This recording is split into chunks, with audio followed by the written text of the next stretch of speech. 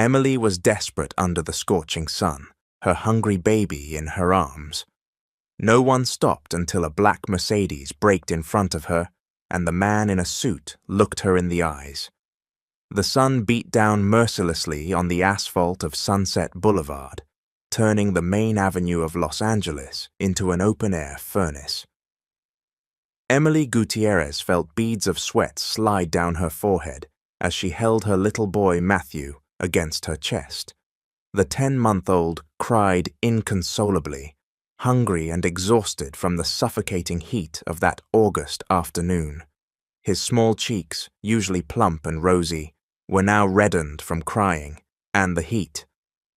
"Shh, my love, we'll find something to eat soon," Emily whispered in her son's ear, though she doubted her own words. She had been at that stoplight for over 3 hours, moving between the lanes every time the light turned red, approaching the car windows with one hand extended and the other holding Matthew firmly. Most of the drivers avoided her gaze, rolled up their windows, or pretended to talk on the phone. Some even accelerated slightly as she drew near, as if her desperation were contagious. "Please, just for milk and diapers," Emily repeated, again and again, her voice breaking from exhaustion and dehydration. She had never imagined ending up begging for help on the streets of the nation's second-largest city. She had arrived from Texas just over a year ago, dreaming of studying and finding better opportunities. But then she met Charles, became pregnant, and everything changed. When Matthew was only 3 months old, Charles vanished without a trace, taking the little savings they had. The rent on their small room in East Los Angeles had expired 2 days earlier, and the landlady had given her an ultimatum: pay or leave. The light turned red again, and Emily hurried toward the line of cars coming to a stop. Her legs ached, her worn-out shoes barely shielding her from the burning pavement. Matthew continued to cry, now more weakly, as if even his energy was running out. That was when she saw it, a sleek black Mercedes-Benz, shining beneath the relentless sun. The tinted windows kept her from seeing the driver, but something told her she had to approach that car. Maybe it was despair, or maybe it was instinct, but Emily walked straight to the driver's window. To her surprise, the glass began to roll down slowly. At the wheel sat a man around 35, dressed in a flawless grey suit and navy blue tie. His defined features and sun-tanned skin carried signs of fatigue after what must have been a long day. His deep brown eyes settled first on Matthew and then on her. Andrew Monroe had just left a particularly tense meeting with foreign investors. As director of Monroe Construction, the family company he had inherited from his father, he was used to pressure and tough decisions. Yet that day he felt unusually drained.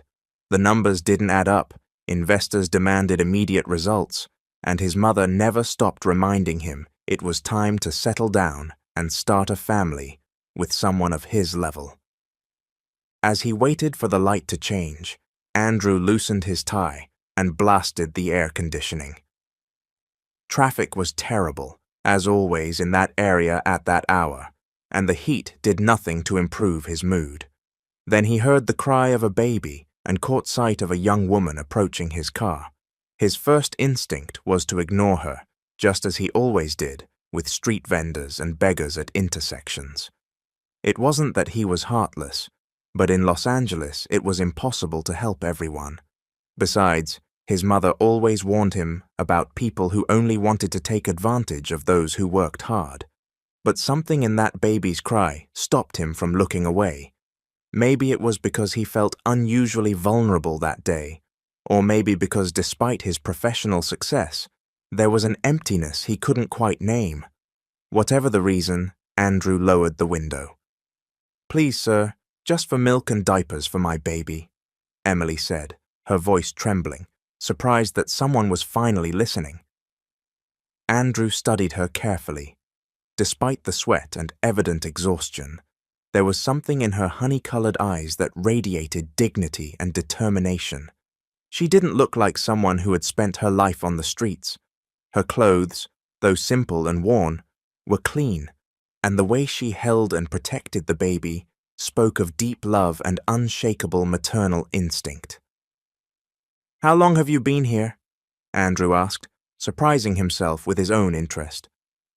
"Since the morning, sir," Emily replied softly, rocking Matthew, who now sobbed intermittently. "No one has stopped until now." Something stirred inside Andrew. He remembered the words his father used to repeat to him as a boy. The true worth of a man isn't in what he owns, but in what he's able to give. Words he had completely forgotten in his ambition to grow the business and meet family expectations. Without thinking twice, Andrew pulled out his wallet and handed Emily several $100 bills. "Take this," he said, extending the money. "I hope it's enough for what you need." Emily looked at the bills in disbelief. It was more money than she had seen together in a long time, certainly more than she needed for milk and diapers. "It's too much, sir. I only asked for—" "Take it," Andrew interrupted firmly, though not harshly. "It looks like you need it." With trembling hands, Emily accepted the money and quickly tucked it into the pocket of her worn jeans. "Thank you, God bless you," she said, her voice breaking with emotion. "You don't know what this means for us." The light turned green, and the cars behind honked impatiently. Andrew gave a short nod, rolled up the window, and drove off, watching in the rearview mirror as Emily and her baby grew smaller in the distance. He should have felt good about his action, but as he drove away, a strange heaviness pressed on his chest. What would happen to that woman and her baby tomorrow? Or the day after? The money he had given her wouldn't solve her problems in the long term, and there was something in her gaze, a mix of gratitude and wounded pride, that he couldn't shake from his mind. That night, while dining at a luxurious Beverly Hills restaurant surrounded by wealthy people, laughing and talking about business, investments, and travel, Andrew found himself thinking about Emily. Had she managed to get a hot meal? Did she have a safe place to sleep with her baby? The conversations around him felt increasingly shallow and empty. "Are you okay, Andrew?" asked one of the clients, noticing his distraction. "You seem somewhere else." "Sorry, it's just been a long day," Andrew replied with a forced smile, raising his wine glass for a toast he didn't feel. The next morning, Andrew woke with the firm decision to forget the stoplight incident and focus on his responsibilities. He had a company to run, employees depending on him, and a reputation to uphold. He couldn't afford sentimental distractions. Yet while driving to his office in the financial district, he surprised himself by taking the route that passed by Sunset Boulevard, specifically the intersection where he had seen Emily the day before. The light turned red, and Andrew slowed down, scanning the area. No sign of Emily or her baby. On one hand, he felt relief, thinking maybe his help had been enough for her not to return to the streets.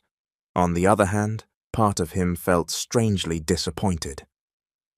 3 days later, on his way back from visiting a construction site on the outskirts of the city, Andrew once again passed the same stoplight. This time, his heart skipped when he saw Emily there again among the cars. She looked even more exhausted than before, and the baby, now asleep against her chest, seemed restless even in dreams. Without hesitation, Andrew stopped his car right in front of her and rolled down the window. "What are you doing here again?" he asked, with a mix of concern and something he couldn't quite define. "I gave you enough money for several days." Emily recognized him immediately, and a shadow of shame crossed her face. "The money's gone, sir," she answered with dignity despite her situation. "I had to pay overdue rent and buy medicine for Matthew. He's had a fever since yesterday." Andrew looked at the baby with concern. His cheeks were indeed redder than normal, and his breathing sounded labored even in sleep. "Get in the car," Andrew said suddenly, surprising even himself. "Excuse me?" Emily asked, instinctively stepping back. "Your baby needs to see a doctor, and you need rest," Andrew explained, trying to make his voice reassuring. "I won't hurt you. I just want to help." Emily hesitated. She had learned the hard way not to trust strangers, especially men who seemed a little too eager to help. But Matthew was sick, she was exhausted, and this man had already helped her once without asking anything in return. "Where would you take us?" she asked cautiously. "To a clinic first so your son can be checked," Andrew replied. "After that we can talk about what you need." The cars behind them began to honk again. The light had turned green. "Decide quickly," Andrew urged. "I can't sit here blocking traffic." In an act of faith, or maybe desperation, Emily walked around the car and got into the passenger seat, holding Matthew tightly against her chest. "Thank you," she murmured as Andrew merged into traffic. "My name is Andrew Monroe," he said after a moment of silence. "And I'm Emily Gutierrez," she replied, gently stroking Matthew's hot forehead. "And this is my son, Matthew." "Nice to meet you, Emily," Andrew said with a smile that surprised even him by how natural it felt. "We're going to make sure Matthew gets better." As he drove toward a private clinic in Beverly Hills, Andrew wondered what exactly he was doing. It wasn't like him to act on impulse, much less get personally involved in the lives of strangers. Yet something about Emily and her son had touched a nerve he didn't know he had, awakening feelings he hadn't expected. What Andrew couldn't imagine at that moment was that the chance encounter at a stoplight would change his life forever, leading him down paths he had never considered and teaching him lessons about love, compassion, and the true meaning of wealth that no successful deal could have taught him. The inside of the private clinic in Beverly Hills was a world completely different from what Emily was used to. The spotless white walls, the perfectly cool air conditioning, and the uniformed staff, moving with quiet efficiency, contrasted sharply with public hospitals where she had taken Matthew before. "I need the child seen right away," Andrew told the receptionist in a tone that brooked no argument. "He has a high fever and trouble breathing." The woman behind the counter looked Emily up and down, noting her worn clothes and tired appearance, but the presence of Andrew Monroe, whose last name was well known in certain circles, was enough for her to nod and call a nurse. "This way, please," the nurse said, guiding them to an exam room. Emily was still stunned by the turn of events. Barely an hour ago, she had been at the stoplight, desperate and without hope, and now she was in one of the best clinics in the city with her son about to receive quality medical care. "Everything will be okay," Andrew assured her, noticing her nerves. "Dr. Rogers is an excellent pediatrician." "How do you know this doctor?" Emily asked, gently rocking Matthew, who had woken and was looking around with feverish eyes. "He treated my sister's kids," Andrew answered. "I trust him completely." Dr. Rogers, a middle-aged man with glasses and a kind smile, entered the room and greeted Andrew with familiarity before turning all his attention to Matthew. He examined the baby carefully, listened to his breathing, checked his throat, and took his temperature. "He has a respiratory infection," he finally diagnosed. "It isn't severe, but he needs medication and rest. The city's air can be rough on the little one's lungs." Emily nodded, feeling a mix of relief that it wasn't something worse, and concern about how she could provide the right environment for her son's recovery. Her small room in East Los Angeles was damp and poorly ventilated, the opposite of what Matthew needed. "I'll prescribe antibiotics and something to bring the fever down," the doctor continued, writing on his pad. "He'll also need a nebulizer to help with his breathing." "Thank you, doctor," Emily said, taking the prescription with trembling hands, wondering how much it would all cost. As if reading her thoughts, Andrew intervened. "Don't worry about the expenses. I'll take care of everything." Emily wanted to protest, but Andrew's determined look made her realize it would be useless. Besides, Matthew's health came first, and she wasn't in a position to refuse help. After the appointment, they stopped by the clinic pharmacy, where Andrew paid for all the medications and the nebulizer.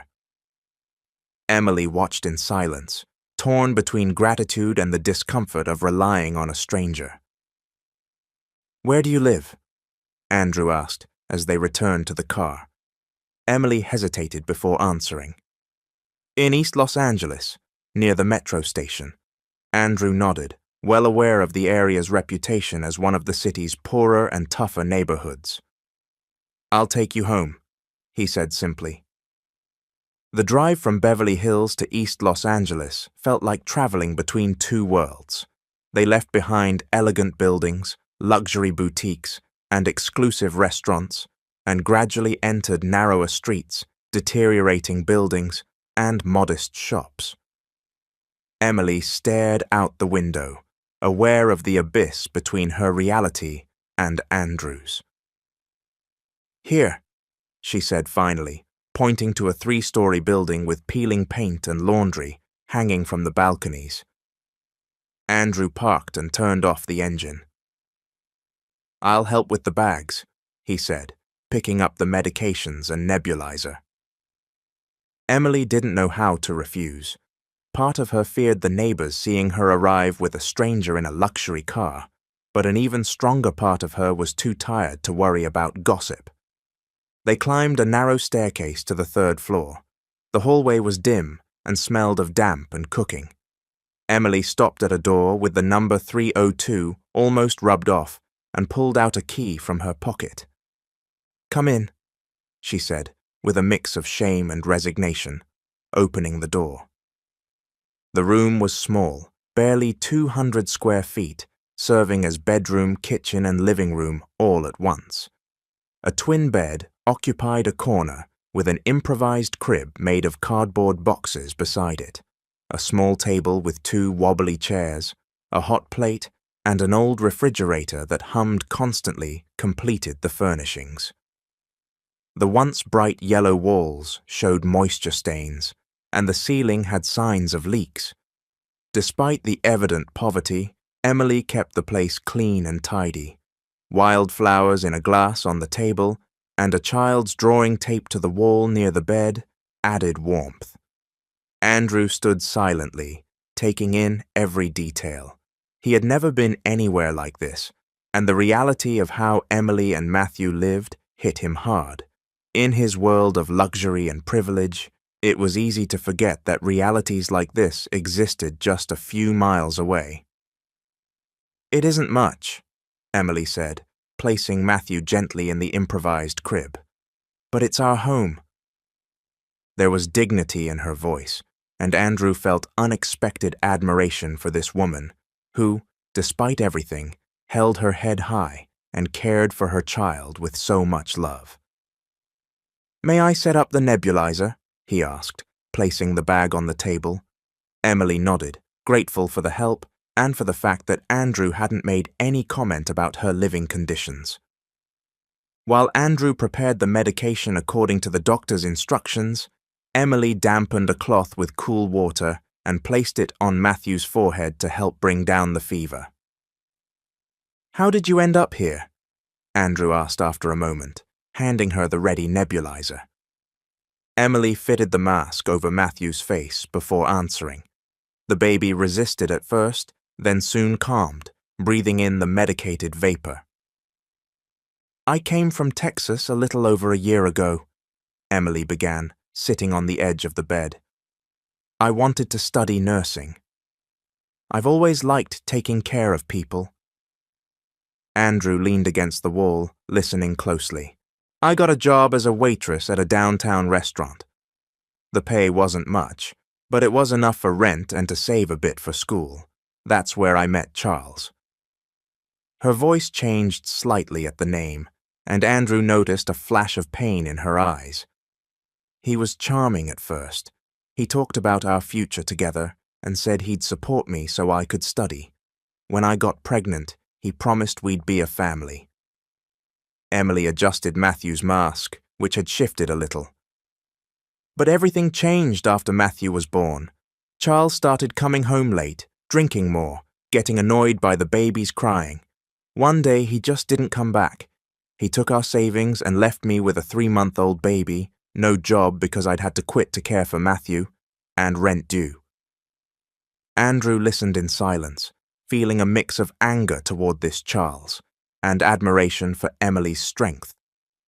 I've tried to find work, but it's hard with a small baby. I have no family here and no friends who can watch him while I work. The few jobs I've found were temporary, house cleaning, helping in kitchens, but never enough to cover everything. And your family back in Texas? Andrew asked. Emily shook her head. My mum died years ago. My dad, well, he has another family now, and he made it clear he didn't want to hear from me after I got pregnant without being married. Emily's story was painfully common. A young woman coming to a big city seeking opportunity only to find herself trapped by circumstances. Yet there was something about her, a dignity and determination that set her apart. Why are you telling me all this? Andrew asked, genuinely curious. You barely know me. Emily smiled faintly. I don't know. Maybe because you're the first person in a long time who's treated me like a human being and not like a problem or a nuisance. Her words hit Andrew harder than he expected. That was how society, and how he himself, until recently, saw people like Emily as problems to be ignored or avoided.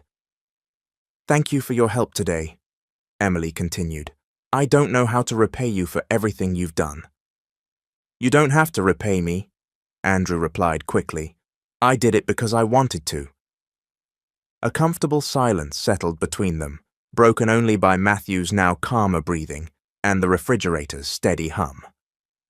I have to go, Andrew said finally, glancing at his watch. But I'd like to help more, not just today, but in a more permanent way. Emily looked at him, surprised and a little wary. What do you mean? I want to make sure you and Matthew are okay, Andrew explained. I could help you find a job, a better place to live. Why would you do that? Emily interrupted, her voice mixing curiosity and distrust. No one does something like that without expecting something in return. Andrew was taken aback by the frank question, but he understood her mistrust. In her situation, he would probably react the same way. Honestly, I don't know, he admitted. Maybe because I feel I can make a difference. Maybe because I'm tired of living in a bubble where everyone is like me and thinks like me. Or maybe simply because you seem like a person who deserves a chance. Emily studied his face, searching for deception or hidden motives, and found only sincerity in his eyes. I don't need charity, she said at last, but I do need work. If you can help with that, I'd be grateful. Andrew nodded, respecting her pride. I'll call tomorrow to see how Matthew is and we'll talk. Do you have a phone? Emily pointed to an old cell phone on the table. Sometimes I don't have minutes, but you can leave a message. They exchanged numbers, and Andrew got ready to leave. Before he went out, he pulled more money from his wallet. Please accept this, he said, placing the bills on the table. It's for Matthew's medications and so you can rest a few days without going back to the stoplight. This time, Emily didn't protest. Her son's health mattered more than her pride. Thank you, Andrew, she said simply. See you tomorrow, Emily, he replied, closing the door softly behind him. As he went down the stairs and returned to his car, Andrew felt strangely light, as if he had discovered something important he had been searching for without knowing it. The contrast between his privileged life and Emily's daily struggle had opened his eyes to a reality that had always been there, one he had chosen to ignore. That night, in his spacious Beverly Hills apartment, surrounded by luxuries and comforts, Andrew couldn't stop thinking about the small room in East Los Angeles, about Matthew sleeping in a crib made of boxes, and about Emily, her dignity intact despite everything. For the first time in a long while, he questioned the real value of all he had chased. Money, status, professional recognition, all of it suddenly felt less important compared to the authenticity and strength he had seen in Emily's eyes. The next day, Andrew woke with renewed determination. He would do everything he could to help Emily and Matthew, not out of pity or charity, but out of respect and admiration for her. And maybe in the process he'd find answers to the questions forming within him about the true meaning of success and happiness. A week had passed since Andrew first stepped into Emily's tiny place. During that time, he kept his promise to call daily to check on Matthew.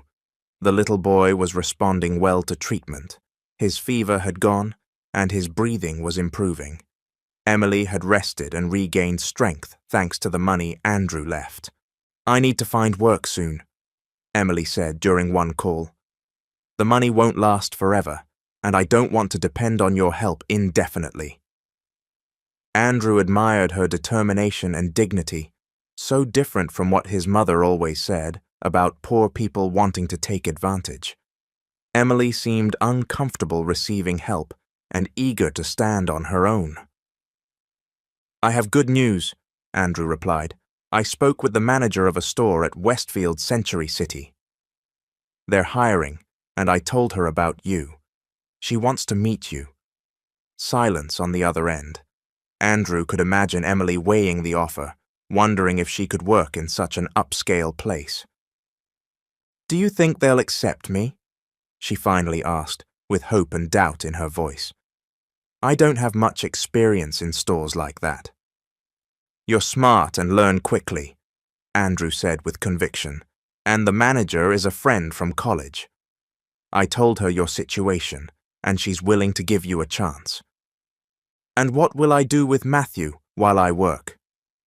The concern was obvious, and Andrew had already considered it. "The mall has a daycare for employees. Matthew can stay there during your shift." Another silence, longer this time.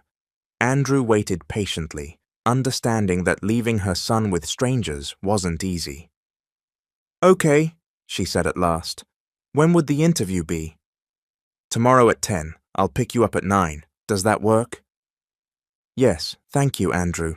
I don't know how to thank you for everything you're doing for us." "You don't have to thank me," he said sincerely. "I'm glad to help." After hanging up, Andrew stood in his office overlooking the Los Angeles skyline. Lately he had been distracted, thinking of Emily and Matthew, wondering how they were, whether they had what they needed, whether the small room was too hot by day or too cold by night. His assistant, Grace, had noticed the changes. Andrew, always methodical and predictable, now left early, made personal calls, and seemed less focused on company matters. "Is everything all right, sir?" Grace asked that afternoon as she handed him documents to sign. "Yes, why?" Andrew replied, signing absent-mindedly. "It's just that you seem different, maybe more distracted." Andrew looked up and gave a slight smile. "I'm fine, Grace. Just personal matters." Grace nodded, not entirely convinced, and left the office. Andrew knew his behavior was stirring curiosity, but he didn't care. For the first time in years, he felt he was doing something truly meaningful, something beyond million-dollar contracts and real estate projects. The next day, as promised, Andrew picked up Emily at 9 sharp. When she came out of the building, he almost lost his composure. Emily looked completely different, wearing a simple but elegant dress that highlighted her slender figure, her hair in a bun that accentuated her delicate features. A touch of natural makeup brightened her face, making her look younger and well-rested. "Good morning," she greeted shyly, noticing Andrew's admiring gaze. "Good morning," he replied, regaining his composure. "You look great." "Thank you," Emily said, blushing slightly. "It's an old dress, but I thought it'd be appropriate for an interview." "It's perfect," Andrew assured, opening the door for her. "And Matthew?" "My neighbor offered to watch him for a few hours. She's an older lady who's fond of him." On the way to Westfield Century City, they talked about the interview. Andrew gave Emily tips and told her about the store, a boutique selling clothes from emerging American designers. "The manager's name is Claire Vega," Andrew said. "We studied together. She did design, I did business. She's demanding but fair, and she values honesty and commitment." Emily listened carefully, absorbing every detail. She was nervous but determined, as someone who knows this might be the chance she'd been waiting for. The mall, with its modern architecture, international brands, and upscale restaurants, represented a world completely foreign to Emily's everyday reality. "It's impressive," she murmured as they walked along marble floors beneath high ceilings. "The store's on the second level," Andrew said, guiding her to the escalator. Native Boutique, as it was called, was elegant yet welcoming, decorated with artisanal elements that contrasted harmoniously with contemporary design. Claire greeted them with a professional smile, hugging Andrew and extending a hand to Emily. "You must be Emily. Andrew's told me a lot about you." "Nice to meet you," Emily replied, shaking her hand firmly despite her nerves. "I'll leave you to chat," Andrew said. "I'll be at the cafe on the first level when you're done." The interview lasted almost an hour. When Emily finally met Andrew at the cafe, her face glowed with excitement and disbelief. "She gave me the job," she exclaimed, sitting across from him. "I start next week for a 1-month trial." "Congratulations," Andrew said, genuinely happy. "I knew you'd get it." "The schedule is perfect, 10 to 6 with an hour for lunch. The daycare is right on the level below, so I can see Matthew on my break." Emily's joy was contagious. She spoke quickly, gesturing with enthusiasm, her eyes bright with renewed hope. Andrew watched, captivated by her vitality and by the transformation one chance had brought. "This will change our lives," Emily went on. "I'll be able to save for a better place, maybe even go back to school later." "I'm very happy for you," Andrew said sincerely. "You deserve it." Impulsively, Emily reached across the table and squeezed his hand. "Thank you. None of this would have been possible without your help." The warmth of her hand sent a jolt up Andrew's arm.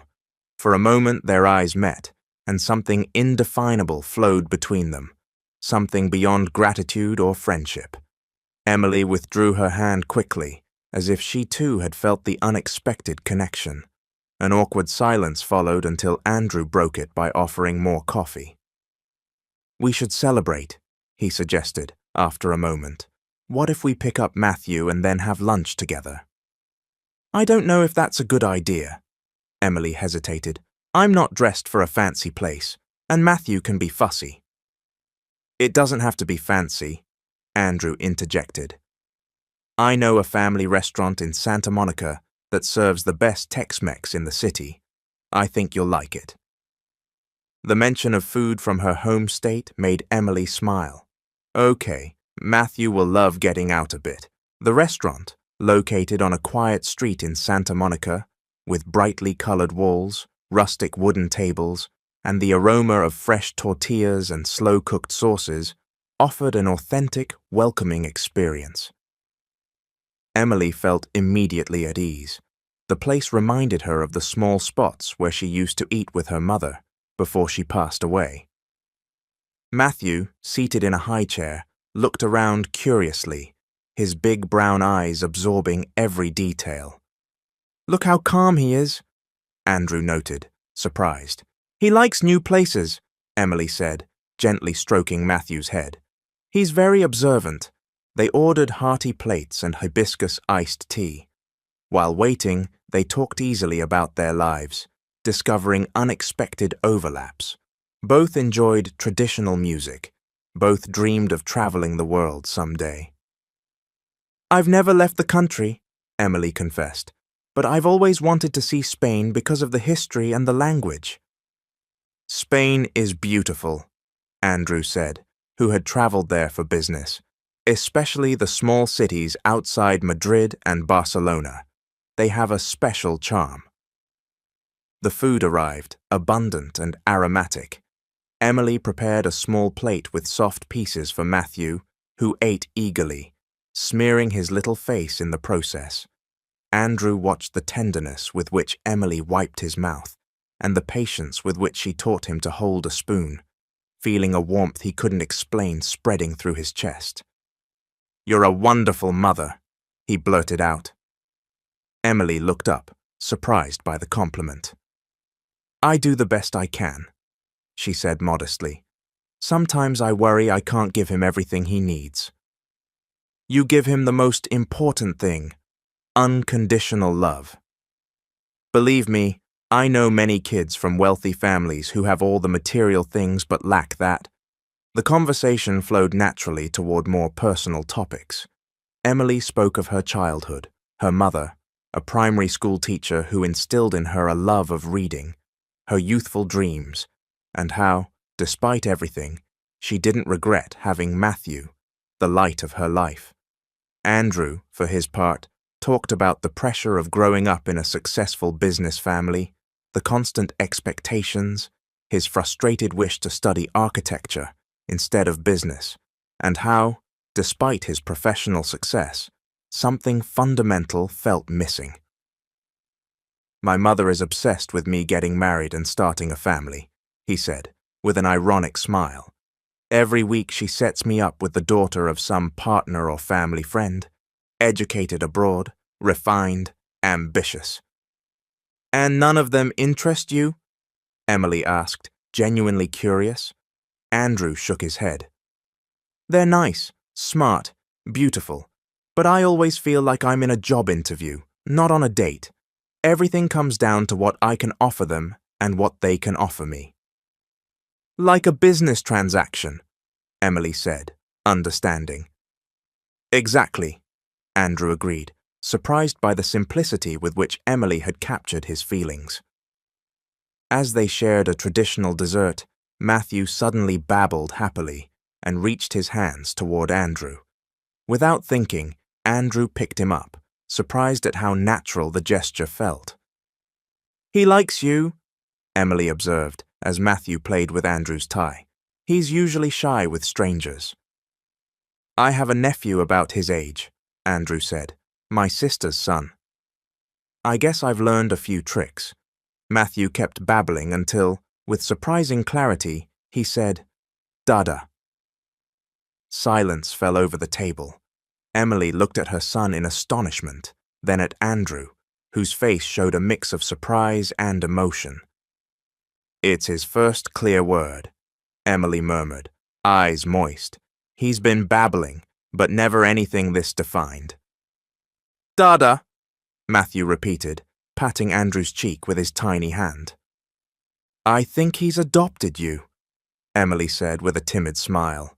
Andrew felt something strange in his chest, an emotion he couldn't name but that filled him with unexpected happiness. Before he could respond, a familiar, cutting voice broke the moment. "Andrew, what a surprise to find you here." Sophia Monroe, elegantly dressed and clearly unsettled, approached their table. Behind her, two friends watched with thinly veiled curiosity. "Mother," Andrew said, quickly handing Matthew back to Emily, "I didn't know you came here." "We came to see an art exhibit," Sophia said, never taking her eyes off Emily and Matthew. "Aren't you going to introduce your friends?" The condescending tone didn't go unnoticed. Andrew tensed, but kept his composure. "Mother, this is Emily Gutierrez and her son, Matthew. Emily, my mother, Sophia Monroe." Emily, uncomfortable but dignified, inclined her head slightly. Nice to meet you, ma'am. Sophia barely nodded, her gaze evaluating every detail, from Emily's simple dress to the way she held Matthew. And how did you meet? She asked, feigning casualness. We met recently, Andrew answered vaguely. Emily just got a job at Native Boutique in Century City. I see, Sophia said in a tone suggesting she saw far more than Andrew would have liked. How considerate of you to help your employees. Emily isn't my employee, Mother, Andrew corrected firmly. She's a friend. Tension hung in the air. Matthew, sensing the discomfort, began to fuss in Emily's arms. We should go, Emily murmured. Matthew needs his nap. Of course, Andrew said, grateful for the excuse. Mother, if you'll excuse us. Certainly, dear, Sophia said with a smile that didn't reach her eyes. We should meet soon. Family matters to discuss. The message was clear. This would be one of those matters. Andrew quickly paid, and they left. The cheerful, relaxed atmosphere had evaporated. Emily walked in silence with Matthew, now asleep on her shoulder. I'm sorry, Andrew said when they reached the car. My mother can be difficult. You don't need to apologize, Emily replied, soft but firm. I understand perfectly.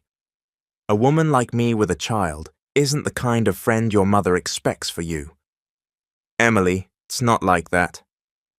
Yes, it is, Andrew. And it's okay. We live in different worlds. What isn't okay is me causing trouble with your family.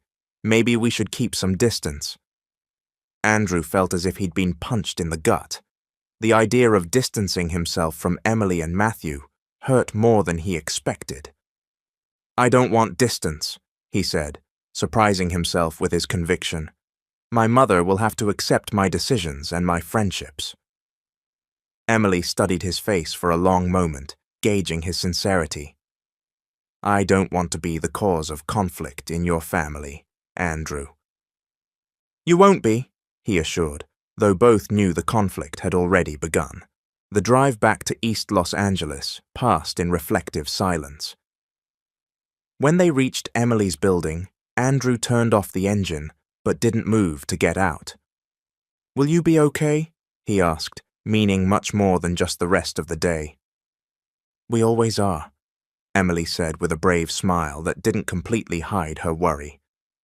I'll call tomorrow, Andrew promised. It isn't necessary. I want to, he said gently, unless you don't want me to. Their eyes met again, and that inexplicable connection returned, stronger than before. You can call, Emily conceded with a small smile. Andrew watched her walk into the building, Matthew safe in her arms. When they disappeared from view, he stayed seated in the car for several minutes, trying to understand the storm of emotions he felt. That night, as he ate alone in his apartment, the call he expected came, his mother demanding explanations about that woman and her child. The conversation was tense and ended with Sophia warning him about the dangers of getting involved with people like that, and Andrew, for the first time in his adult life, hanging up on his mother. The first weeks at Native Boutique went better than Emily had imagined. Claire proved a demanding but fair manager who valued Emily's effort and dedication. Her co-workers, initially distant, gradually accepted her when they saw her commitment and skill with customers. The mall daycare was safe and stimulating for Matthew, who enjoyed being around other kids and the activities the caregivers organized. Emily visited him on every break, and he always greeted her with a radiant smile that made all the hardships worthwhile. The paycheck, though modest by Century City standards, was far better than anything Emily had earned before. For the first time in a long while, she could cover basic needs without anguish, and even started to save to move to a more suitable place. Andrew kept in touch as promised, calling regularly to check on them and visiting occasionally, always bringing a small gift for Matthew, a storybook, an educational toy, new clothes. Emily tried not to depend on his help, but she was deeply grateful for his presence in their lives. One Saturday afternoon, Andrew invited them for an outing at Griffith Park, the huge park at the city's heart. The day was perfect, clear skies, and a gentle breeze easing the heat. Matthew, now more active and curious, loved the open space, pointing excitedly at the trees, squirrels, and balloon vendors. "I've never seen him this happy," Emily said, watching Andrew carry Matthew on his shoulders for a perfect view of the lake. "Kids need spaces like this," Andrew replied, "freedom to explore, to move." After a while, they sat on a bench in the shade of an old sycamore. Matthew played in Andrew's lap with a little wooden boat Andrew had bought from a vendor. "How's work?" Andrew asked, helping Matthew hold the toy properly. "Very well," Emily said with a genuine smile. "Claire says I have a knack for sales. Apparently, customers appreciate my honesty when I tell them what suits them and what doesn't." "I'm not surprised," Andrew smiled back. "You're naturally empathetic and honest." "That's rare in retail." Emily blushed slightly. These moments with Andrew had grown more frequent, comments beyond casual friendship, glances that lasted a second too long, a brush of hands passing objects that sent tiny sparks up their arms. "And you?" she asked, shifting the focus. "How's the company?" Andrew sighed, his expression turning serious. "Complicated. My mother keeps pushing for decisions that might benefit the company financially but feel ethically questionable to me." "What kind of decisions?" "She wants us to build on land, acquired in dubious ways in marginalized areas. Prices were ridiculously low because the original owners were pressured." Emily nodded. She had seen those forced displacements firsthand in neighborhoods like hers. "And what will you do?" she asked, genuinely interested. "I oppose it, of course," Andrew said firmly. "But it isn't easy. My mother has a lot of influence on the board, and some members back her." "It must be hard to stand up to your own family." "It is," Andrew admitted, "especially because my mother doesn't stop at business matters. She's also concerned about my new friendships." The euphemism wasn't lost on Emily. She knew perfectly well that Sophia disapproved of her presence in Andrew's life. "Andrew, we've talked about this. I don't want to cause trouble with your family." "They're not trouble, Emily," he said intensely. "It's my life, and I have the right to choose who I spend it with." Before Emily could respond, Matthew reached for her, saying clearly, "Mama, water." "You're thirsty," Emily said, searching her bag for a bottle. "There's a stand nearby," Andrew pointed out. "How about something more refreshing?" They headed to the stand, where they got hibiscus drinks for Emily and Andrew, and water for Matthew. As they sat outdoors, Emily noticed some people watching with curiosity or disapproval. It wasn't the first time. Whenever they went out together, especially in exclusive areas, the looks followed them, the successful businessman with the young single mother and her child. Emily had learned to ignore it, but sometimes, like now, it was impossible not to feel judged. "Don't mind them," Andrew murmured, noticing her discomfort. "Their opinion doesn't matter." "It's easy to say," Emily replied quietly. "You're not the one being judged as a gold digger." Andrew took her hand on the table, a public gesture that surprised her. "I don't give a damn what they think," he said with determination. "I know who you are, and that's all that matters." The moment was interrupted by a male voice Emily recognized instantly, making her blood run cold. "Well, well, Emily, looks like you've improved your situation." Charles Foster, with his arrogant smile and calculating gaze, approached their table. He dressed better than the last time Emily had seen him, but his overbearing attitude was unchanged. "Charles," Emily said, tensing, What are you doing here? Just out for a stroll like everyone else, he said, with false innocence. What a coincidence, finding you with such distinguished company. His gaze lingered on Andrew, then shifted to Matthew, who clung instinctively to Emily, sensing the tension. Aren't you going to introduce your friend? Charles drawled. Pale and tense, Emily made the bare minimum introductions. Charles, Andrew. Andrew, Charles is Matthew's father. Andrew stiffened but stayed composed, extending his hand out of courtesy. Pleasure, he said curtly. Charles shook it with a smile that never reached his eyes. The pleasure's mine. Interesting to meet the man taking care of my son. Matthew isn't your son, Emily shot back, sudden firmness in her voice. You abandoned him before he turned 3 months. You haven't paid a cent for his support, or asked about him once in all this time. Details, Charles waved off. Blood is blood. And speaking of that, I think we have things to discuss, Emily, in private. We have nothing to discuss, she answered, holding Matthew close. Oh, I think we do, Charles insisted, leaning over the table, especially now that you seem to have resources. The implication was clear, and Andrew stepped in. I think Emily's been clear. She has nothing to say to you. This is between her and me, friend, Charles sneered. A family matter. Anything you have to say to me, you can say in front of Andrew, Emily said, drawing courage from Andrew's presence. Charles straightened, assessing the situation. Very well. I'm thinking of exercising my rights as a father. I want to see my son regularly and be involved in his upbringing. Emily laughed in disbelief. Now, after nearly a year of complete absence? Better late than never, Charles said cynically. Unless, of course, you prefer a different kind of agreement. What kind of agreement? Andrew asked, already suspecting the answer.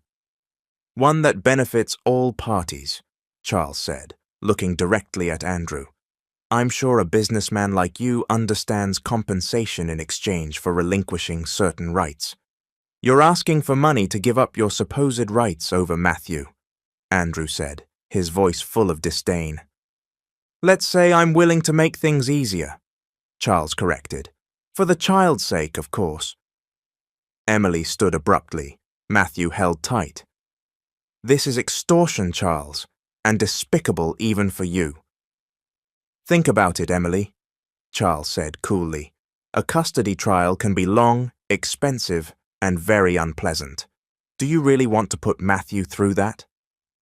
You wouldn't dare, Emily challenged, fear creeping into her voice. Try me, Charles replied with a cold smile. I'll call in a few days to discuss terms. Until then, enjoy your family outing. With that, he left, and Emily trembled with anger and helplessness. Let's get out of here, Andrew said gently, taking her by the arm. We'll talk somewhere quieter. The car ride passed in silence. Emily stared out the window, lost in thought, while Matthew, exhausted by the day's excitement, slept in his car seat. Andrew respected her silence.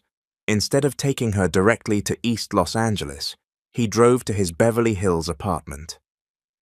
It was the first time Emily visited, and despite the circumstances, she couldn't help being impressed by the elegant building and its marble lobby with crystal chandeliers. I thought we'd be calmer here, Andrew explained as he opened the door. We can talk without interruptions. The apartment was spacious and modern, with large windows offering an impressive view of the city. The decor was minimalist but warm, designer furniture, original artwork, and an astonishing wall of books. It's beautiful, Emily said, placing Matthew, still asleep, on a sofa and surrounding him with cushions so he wouldn't roll off. Thank you, Andrew said, heading to the open kitchen. Would you like something to drink? Coffee? Tea? Something stronger? Tea, please, Emily said, sitting in a chair where she could watch Matthew. As Andrew prepared the drinks, Emily noticed details revealing the man who lived there. Architecture books, mixed with classic novels, framed landscape photographs, and the absence of family images, except one of what looked like his parents when young. "Here," Andrew said, handing her chamomile tea and sitting opposite with coffee. "Thank you," Emily murmured, wrapping her hands around the warm cup for comfort. "Do you want to talk about what happened?" Andrew asked after a moment. Emily sighed deeply. "Charles has always been opportunistic, but this is a new low, even for him. Do you think he'd really pursue custody?" "Not because of Matthew," Emily said bitterly, "but because of what he can get for giving it up. He saw I'm doing better, that I have connections, and he wants to profit." "We can fight him legally," Andrew suggested. "I have good lawyers. If he truly abandoned Matthew, like you say, he doesn't have much chance in a custody case." "But he was right about one thing," Emily said.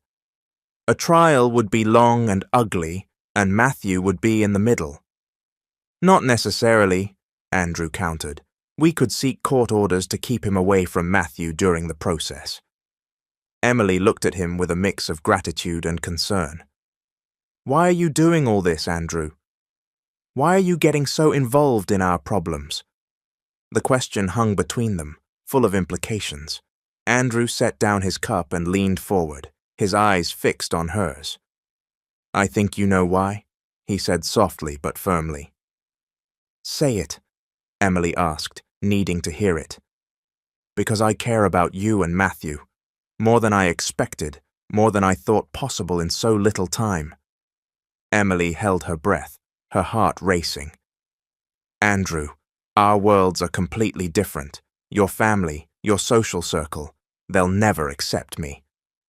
"I don't need their approval to know what I feel," he said with conviction. "And what exactly do you feel?" Emily whispered. Andrew moved to sit beside her, taking her hands. "I think I'm falling in love with you, Emily. And with Matthew, too. When I heard him call me Dada in the restaurant, I felt something I've never felt before." Tears welled in Emily's eyes. She had tried to deny her own feelings, telling herself what she felt for Andrew was just gratitude, but deep down she knew it was much more. "I'm scared," she confessed, "scared to trust, to hope, that one day you'll decide we're too complicated and we aren't worth it." "That won't happen," Andrew said, gently caressing her cheek. "What I feel is real, and I think you feel it too." Their faces drew near, and when their lips met, something fell into place. The kiss was tender at first, almost timid, then deepened, releasing emotions both had contained for weeks. They pulled apart at the sound of Matthew stirring on the sofa. He had turned over but kept sleeping, oblivious to the moment.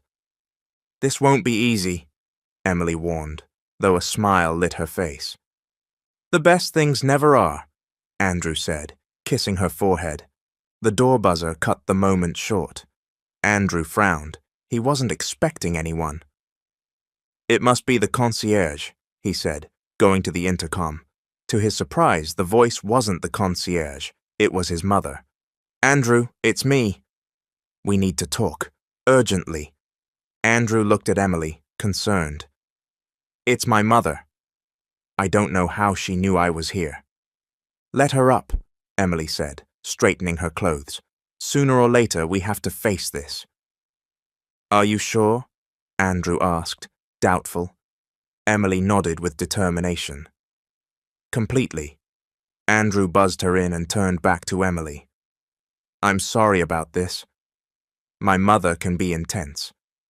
"I know," Emily said with a tight smile. "I've seen it in action, remember?" Minutes later, the doorbell rang.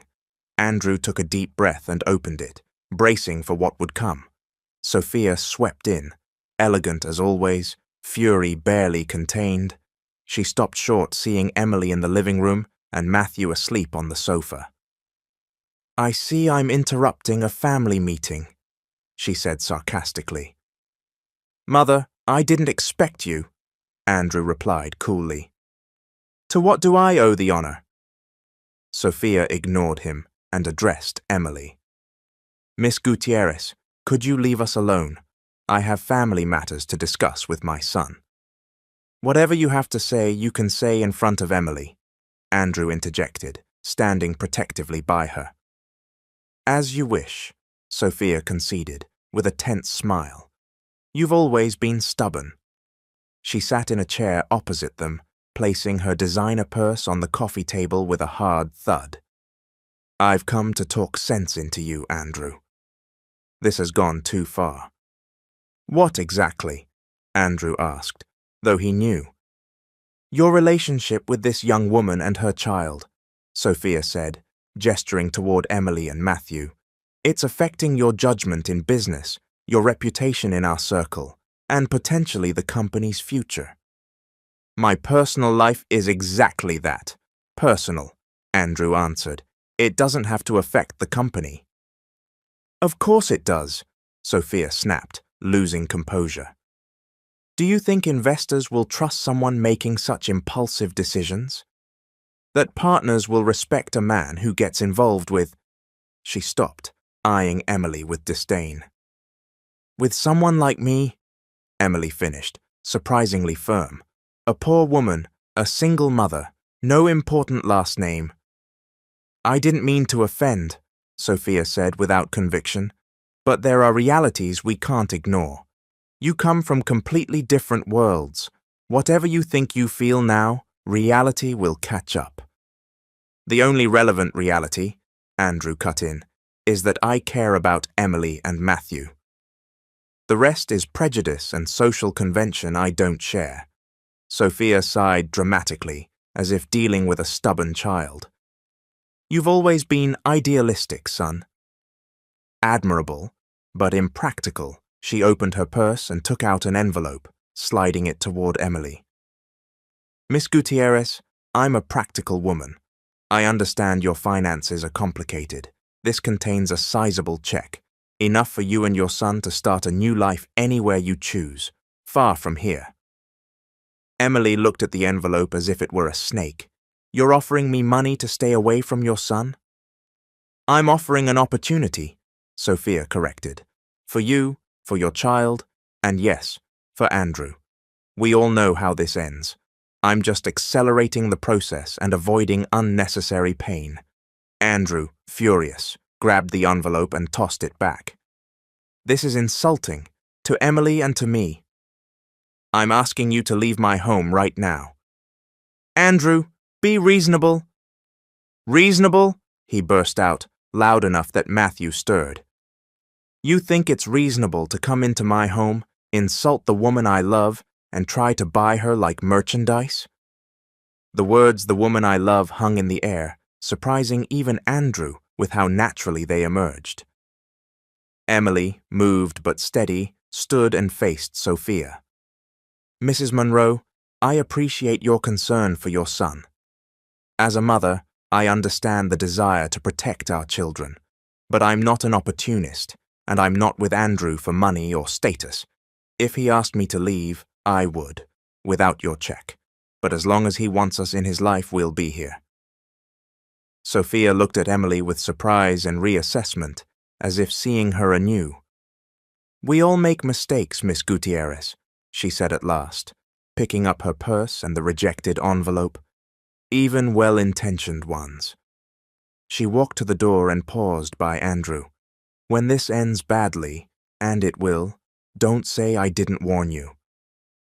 With that, she left, the apartment sinking into heavy silence.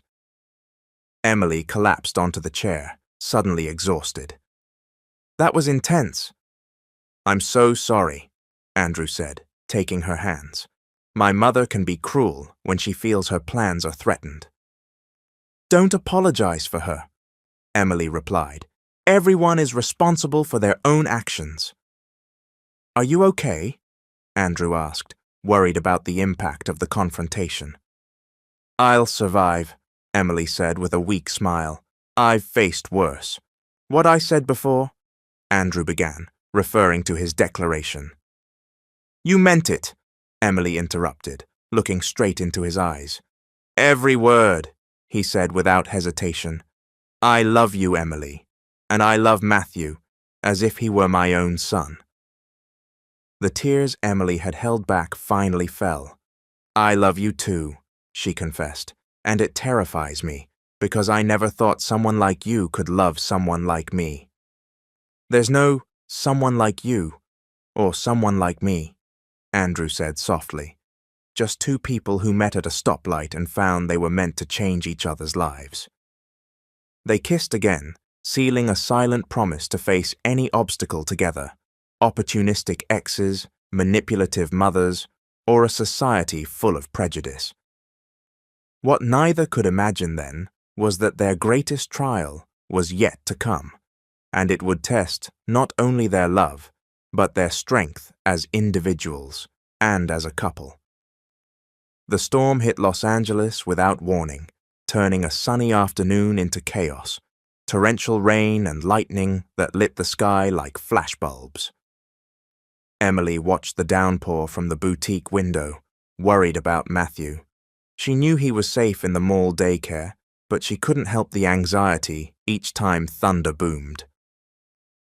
You can go check on him if you want, Claire said, noticing her unease. With this rain, I doubt many customers will come. Thanks, Emily replied with a grateful smile, taking off her store apron. On her way to the daycare on the lower level, her phone buzzed. Andrew's message. Leaving the meeting. I'll pick you up in an hour. I love you. Emily smiled, still amazed by how things had evolved in recent months. After the confrontation with Sophia, their relationship had strengthened instead of breaking. They had faced Charles's threat together. He finally backed down when Andrew's lawyers presented irrefutable evidence of abandonment and warned him about possible extortion charges. The daycare was colorful and welcoming, with walls decorated with children's drawings and small tables for activities. Emily spotted Matthew at once, playing with building blocks beside two other kids.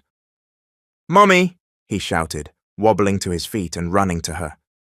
Emily lifted him and covered his little face with kisses. Nearly 2 years old now, Matthew had become lively and sociable, talking more and curious about everything. How's my little architect?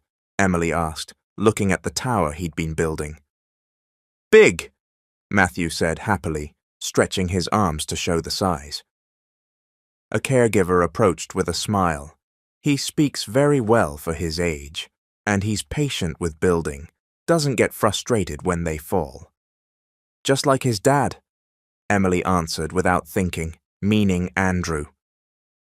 Though Andrew wasn't Matthew's legal father yet, in practice he had fully assumed the role, spending time with him, reading to him, taking him to the park, and being present in every important moment. Matthew adored him and called him Dad, without anyone teaching him. Do you want to stay a bit longer with your friends? Emily asked. Dad will come pick us up soon.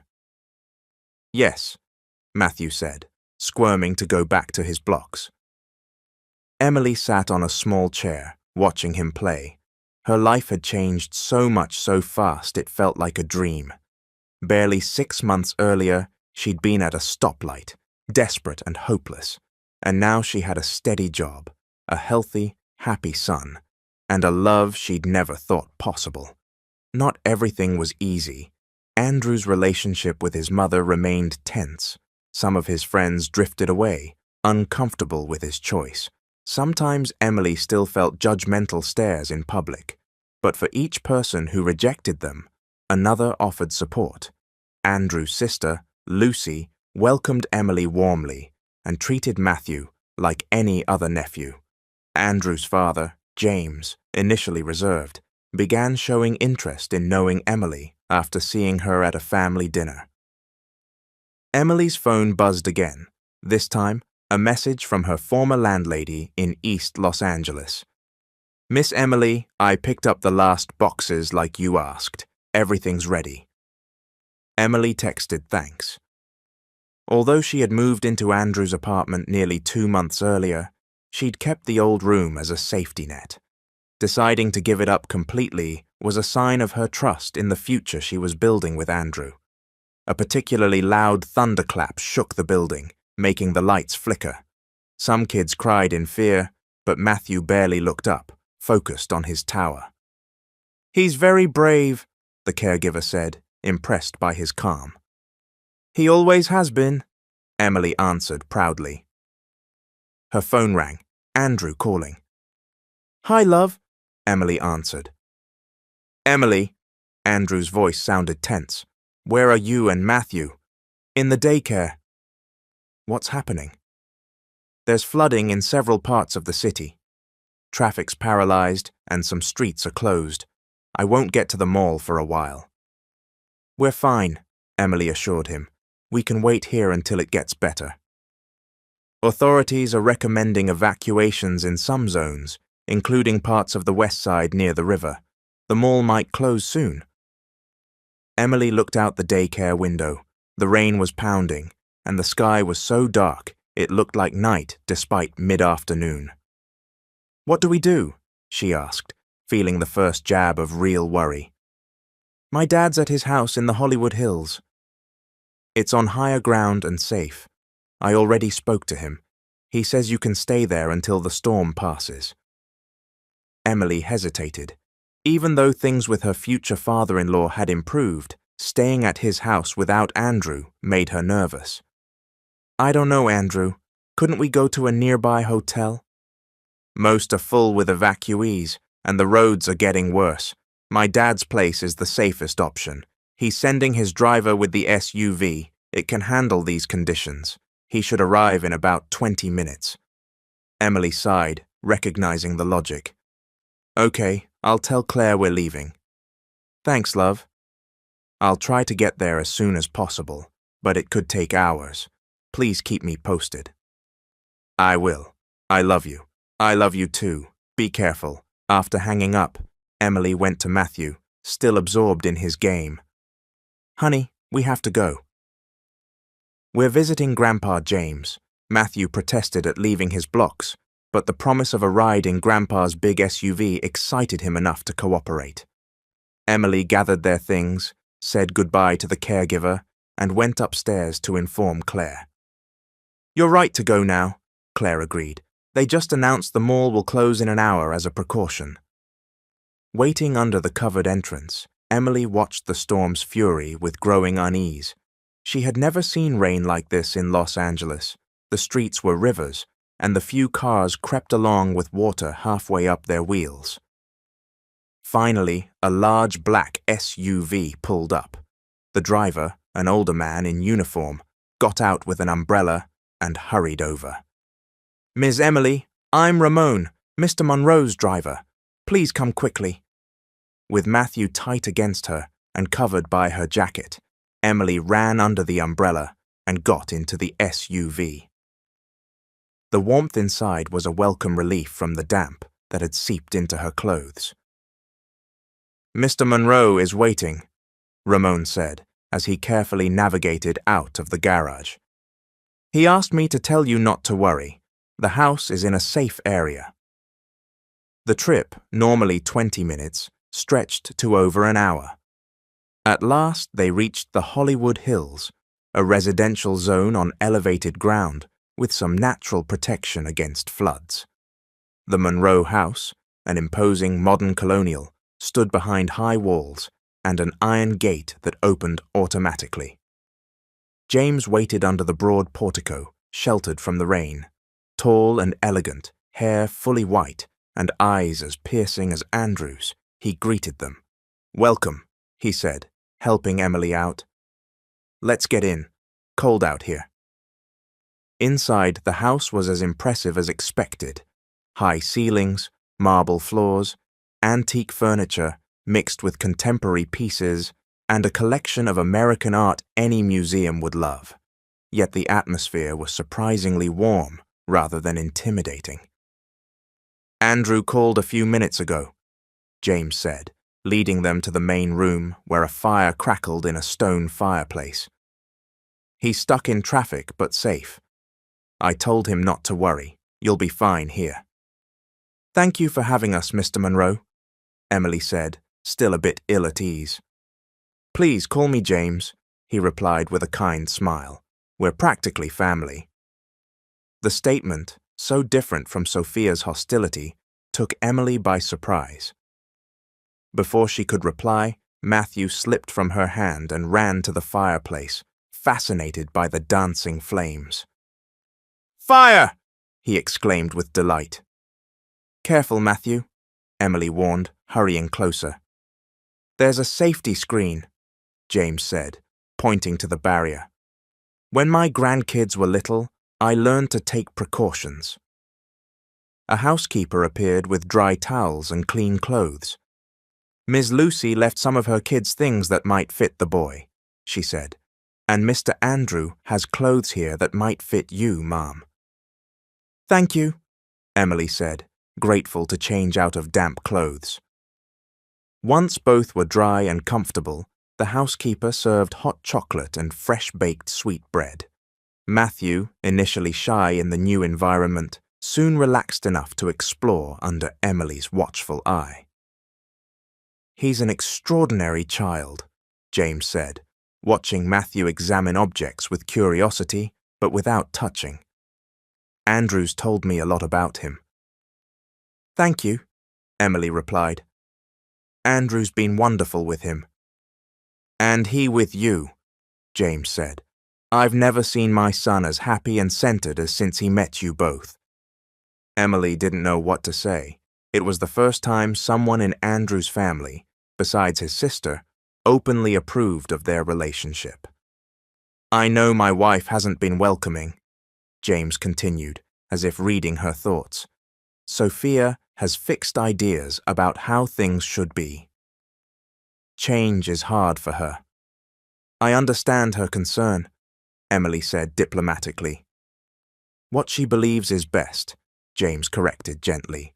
Sometimes we forget our children must find their own path, not the one we draw for them.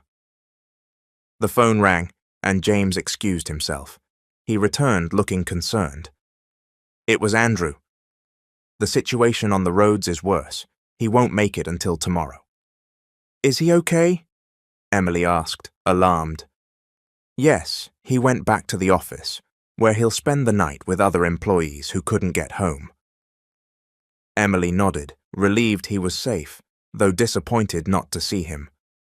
I've prepared rooms, James said. The storm will likely last all night. Best to rest here. Dinner was served in a smaller, more intimate dining room. The food was simple but delicious. Hot soup, roast chicken with vegetables, and custard for dessert. Matthew, in a special chair James had fetched from the attic, ate heartily and charmed James with his attempts at conversation. Big truck, Matthew explained, describing the ride. Water, lots. Yes, lots of water, James confirmed gravely, treating the little boy like an equal. Quite an adventure.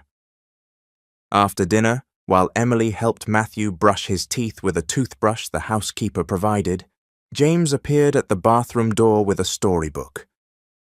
Found this in the library, he said, showing a well-worn copy of a classic with illustrations. It was Andrew's favorite at Matthew's age. Thought he might like a bedtime story. I'm sure he would, Emily said, moved by the gesture. So, in a scene Emily would never have imagined possible, the family patriarch sat on a guest room bed, reading a story to his de facto grandson, while the storm roared and the lights flickered. Matthew fell asleep halfway through, curled against the pillows in perfect peace. He has Andrew's eyes when he was little, James whispered, closing the book.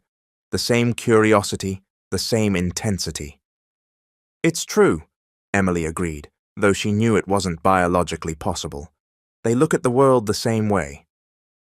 Before leaving, James paused at the door. Emily, regardless of what Sophia may say or do, you and Matthew are welcome in this family, at least as far as I'm concerned. Thank you, she answered, a lump in her throat, That means a lot. That night, in a bed more luxurious than any she'd slept in, Emily reflected on the unexpected turns of her life, from desperation at a stoplight to acceptance in the Monroe family home, from Charles's abandonment to finding in Andrew a partner who loved her and a father for her son, from loneliness to becoming part of a family, even if a family under construction, with complexities and resistance. Morning brought a surprisingly clear sky and air, as clean as Los Angeles ever gets after a storm. Emily woke with Matthew curled beside her, having migrated during the night.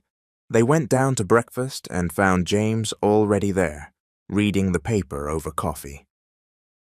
"Good morning," he said, helping seat Matthew. "Sleep well?" "Very well, thank you," Emily replied. "Any news from Andrew?" "He called half an hour ago. He's on his way. The streets are much better, though some remain closed." Breakfast passed in a relaxed atmosphere. James proved an attentive host and interesting conversationalist, listening with genuine interest as Emily spoke about her childhood and dream of studying nursing. "You should go back to those studies," James said. "It's never too late." "Maybe when Matthew is a bit older," Emily replied. "Right now, with work and him, I barely have time." "UCLA has flexible programs for working mothers," James said. "I know the dean of the nursing school. I could speak with him."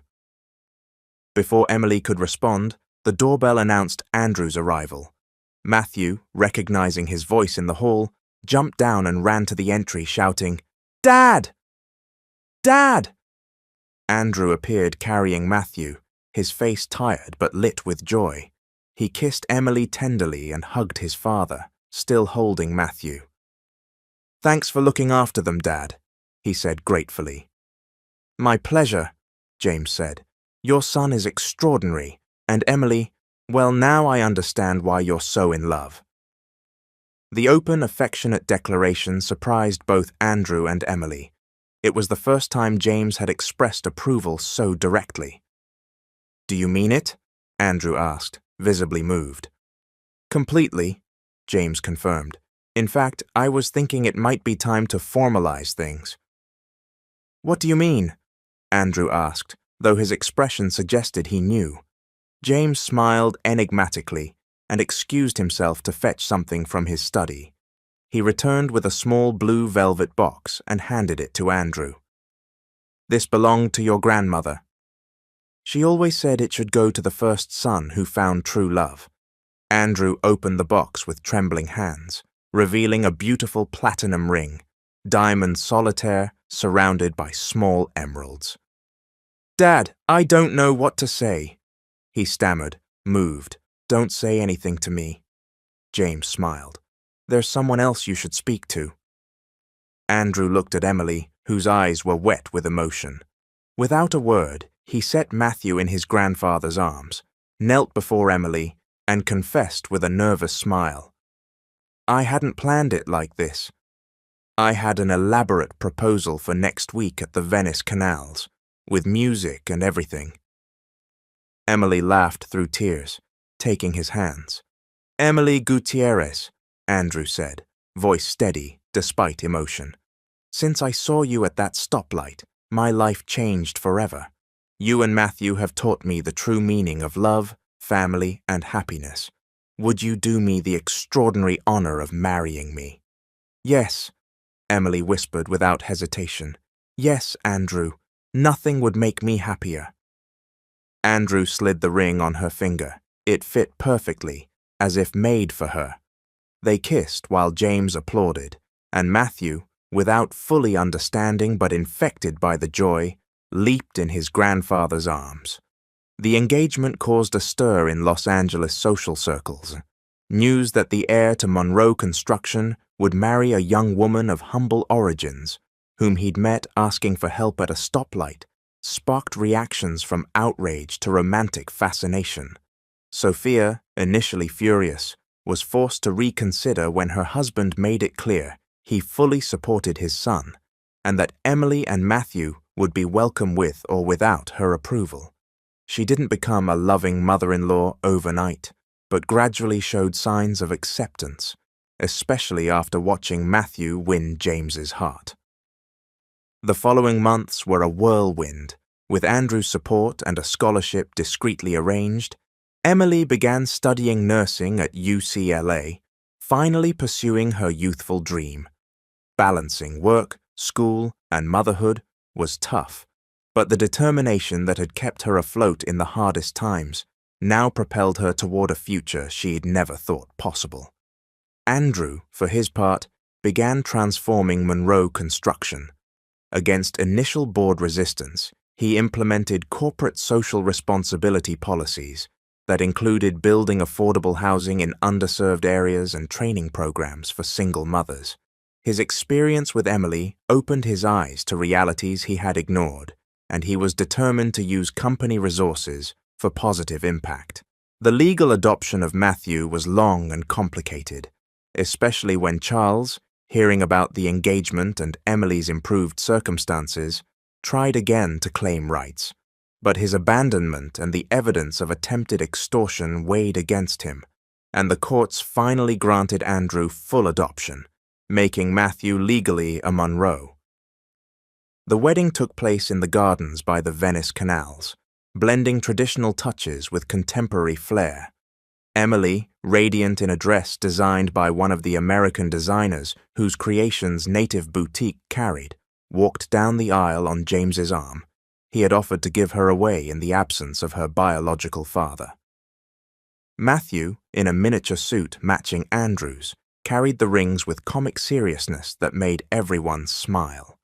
Sophia, seated in the front row beside her husband, kept a dignified expression, but no longer hostile, and even smiled when Matthew, passing by, handed her a flower he'd picked along the path. The reception brought together people from very different worlds. Andrew's high society friends, alongside Emily's co-workers, multinational executives chatting with nursing students, the Monroe family mingling with neighbors from Emily's old block who had supported her in hard times. "It's like a fairy tale," Claire said, now promoted to regional manager.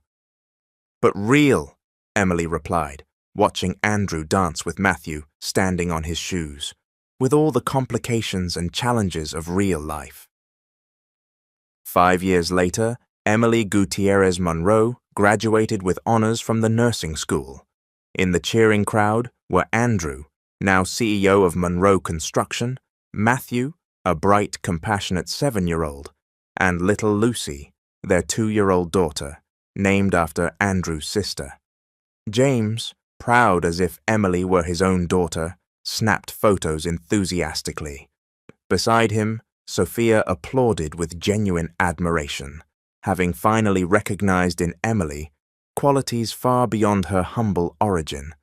But Emily's greatest achievement wasn't her degree, nor her marriage to a respected businessman, nor even the loving family she had formed. Her true triumph was the Stoplight Foundation, a non-profit she and Andrew created to help single mothers in vulnerable situations. Funded initially by Monroe Construction and now supported by many companies and institutions, the foundation offered temporary housing, job training, childcare, and educational scholarships to women who, like Emily years earlier, struggled to raise their children against the odds.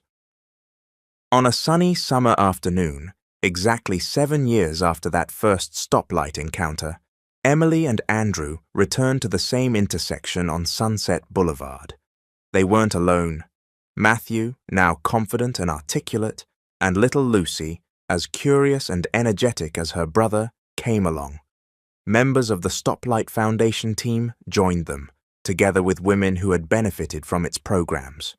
Among them was Grace, Andrew's former assistant, who, after a difficult divorce and an unexpected pregnancy, found support at the foundation and was now one of its most effective coordinators. "This is where you met Mom?" Matthew asked, studying the busy crossing. "Exactly here," Andrew said, pointing to the spot where he had stopped his car that blazing day. "Your mum was standing right there with you in her arms." "And why were you here?" Lucy asked, ever hungry for stories. Emily and Andrew exchanged a look, silently agreeing on the simplified version appropriate for their kids. "Mom needed help," Andrew explained, "and I was lucky enough to help her." "But the real luck was mine," Emily added, squeezing Andrew's hand, "because I found not only help, but love, respect, and a new life." As the light turned green and cars moved on, Emily watched the Foundation's women position themselves at the corners, identifiable by their yellow vests with a stylized stoplight logo.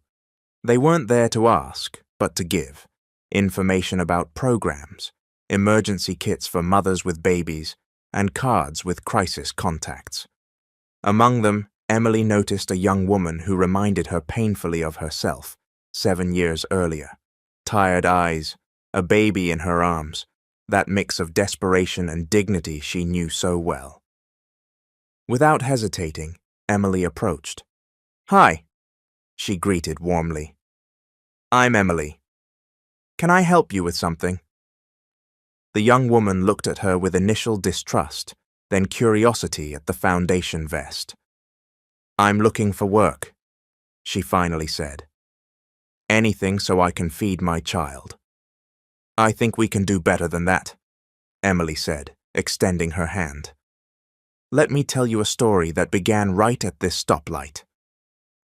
And as the sun set over Los Angeles, painting the sky in golds and pinks, Emily shared her story with that young mother, offering not just immediate help, but something far more valuable: the hope that sometimes a simple encounter at a stoplight can change the course of a life forever.